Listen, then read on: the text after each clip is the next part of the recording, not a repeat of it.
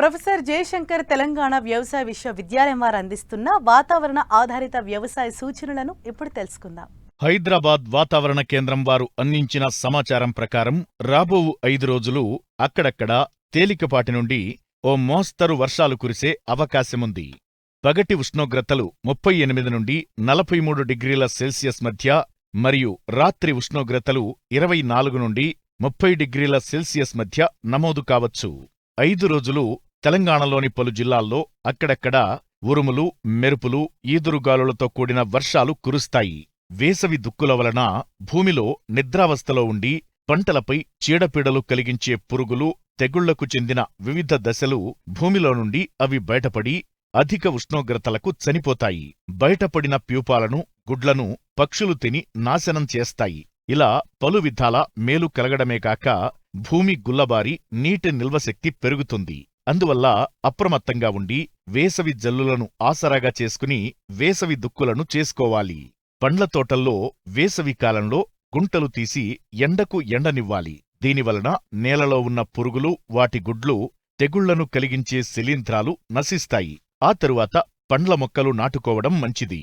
రాష్ట్రంలో అక్కడక్కడా ఉరుములు మరియు మెరుపులతో కూడిన వర్షాలు కురిసే సూచనలున్నందున రైతులు చెట్ల కింద నిలబడరాదు మరియు పశువులు, గొర్రెలు, మేకలను చెట్ల కింద ఉంచరాదు. తేలికపాటి నుండి ఓ మోస్తరు వర్షాలు కురిసే సూచనలున్నందున కోసిన పంటలను ముందు జాగ్రత్తగా సురక్షిత ప్రాంతానికి తరలించవలెను. మార్కెట్కు తరలించిన ధాన్యం తడవకుండా టార్పాలిన్తో కప్పి ఉంచవలెను. వర్ష సూచనలున్నందున తాత్కాలికంగా పురుగుమందుల పిచికారీ చేయడం వాయిదా వేసుకోవాలి. నీటి వసతిగల ప్రాంతాలలో పచ్చిమేత కొరకు పశుగ్రాస పంటలుగా జొన్న, మొక్కజొన్న పంటలను వేసుకోవచ్చు. తక్కువ నీటి వసతిగల ప్రాంతాలలో పశుగ్రాస పంటలుగా సజ్జ, బొబ్బర్ల పంటలను వేసుకోవాలి. నీటి కొరత ఉన్న ప్రాంతాలలో వరిలో ఆరుతడి పద్ధతులను పాటించాలి.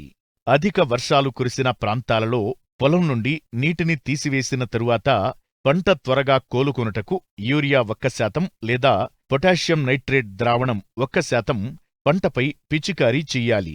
అధిక వర్షాల వలన శాఖీయ దశలో ఉన్న కూరగాయ పంటల్లో నష్టం ఎక్కువగా సంభవించినట్లయితే తిరిగి మొక్కలను నాటుకోవాలి. మామిడి తోటలో పడిపోయిన కాయలను సేకరించి మంచిగా ఉన్న కాయలను మార్కెట్కు తరలించాలి. పగిలిపోయిన కాయలను అలాగే తోటలో వదిలేసినట్లయితే తెగుళ్లు ఆశించే అవకాశముంది. మామిడిలో కాయమచ్చ తెగులు గమనించినట్లయితే 1 గ్రాము కార్బెండిజం మందును లీటరు నీటికి కలిపి పిచికారీ చెయ్యాలి. ప్రస్తుత వాతావరణ పరిస్థితులు వంగలో కొమ్మ, కాయతొలుచు పురుగు ఆశించుటకు అనుకూలం. నివారణకు ఎకరానికి 10 నుండి 15 లింగాకర్షక బుట్టలను అమర్చుకోవాలి.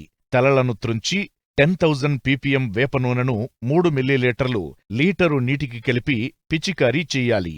పురుగు ఉధృతి ఎక్కువగా ఉంటే 0.25 మిల్లీలీటర్ల ఫ్లూబెండమైడ్ లేదా 0.4 గ్రాముల ఇమామెక్టిన్ బెంజోయేట్ లేదా 0.3 మిల్లీలీటర్ల క్లోరాంట్రినిలిప్రోల్ లీటరు నీటికి కలిపి పిచికారీ చెయ్యాలి.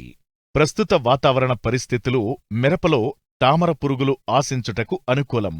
నివారణకు 1.5 గ్రాముల ఎసిఫేట్ లేదా 2 మిల్లీలీటర్ల ఫిప్రోనిల్ లేదా 0.3 గ్రాముల థయోమితాక్సామ్ లేదా 1 గ్రాము డైఫెన్ థయూరాన్ మందును లీటరు నీటికి కలిపి పిచికారీ చెయ్యాలి.